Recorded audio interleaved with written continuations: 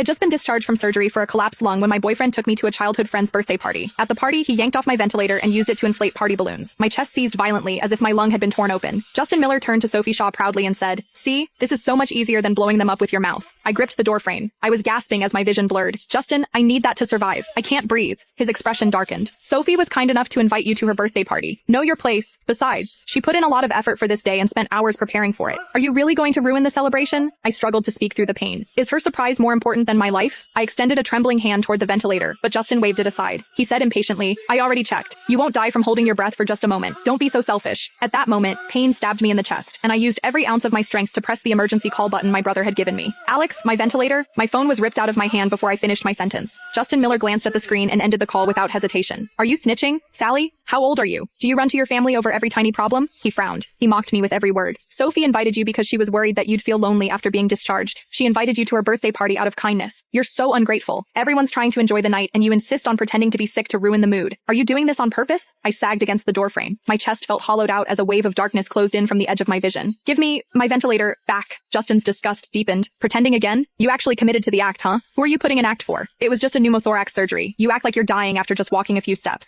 Is this really necessary?" A cruel smile curled at the corner of his mouth. Then he grabbed a jar of colorful plastic glitter from the table and dumped it into my ventilator right in front of everyone. "All right, since you're struggling so much to breathe, I'll add some special medicine." The device kicked on with a burst of airflow. A blast of colorful glitter exploded across the room and shot straight toward me. I turned away desperately and raised my arms to shield my face, but the tiny pieces of glitter still forced their way into my nose and throat like gnats. Within seconds, a searing pain exploded deep in my throat and the taste of blood rose in my mouth. I coughed violently. I doubled over and coughed so hard that my ribs felt as if they would crack. However, Justin did not even spare me a glance. He pulled Sophie close in smug satisfaction. "Happy birthday, Sophie. I didn't manage to blow 99 balloons for you, but I can give you a shower of flowers." Sophie gently nudged him with a playful pout. "Justin, you're ridiculous. Look, you made Sally choke." Their friends burst into laughter at how pathetic I looked. "Whoa, Justin, you're wild. This is way more romantic than balloons. Sophie's so lucky. She's coughing so hard. Honestly, it doesn't seem like she can't breathe." "Exactly. She needs better acting skills if she wants sympathy. Justin shouldn't entertain her. All she did was try to ruin Sophie's birthday." My vision flickered as I clung to the wall. "Justin, I'm asking you for the last time. Give me my ventilator." "You're being dramatic." He rolled his eyes in annoyance. "It's just a ventilator. You act like the world is ending. I'll buy you a new one, okay?" His indifference filled my heart with disappointment. If I hadn't saved you that night, I wouldn't even need this. 3 months ago, he had been cornered in an alley by men collecting his gambling debt. I ran in and shielded him when they swung the knife at him. The blade pierced my lung and caused a severe pneumothorax. Justin's dismissive expression twisted into anger. "You're crazy," he said loudly. "Who asked you to jump in? Why couldn't I see before that you always have to play the hero? You keep talking about that stupid incident because you want to guilt trip me. You're disgusting." The look on his face screamed, "You deserved it." I realized how foolish I had been. "Fine. Very well. Justin, Sophie, and all of you who are just standing there and watching this," I scanned their mocking faces. "You'd better pray I survive tonight. If anything happens to me, none of you will walk away from this."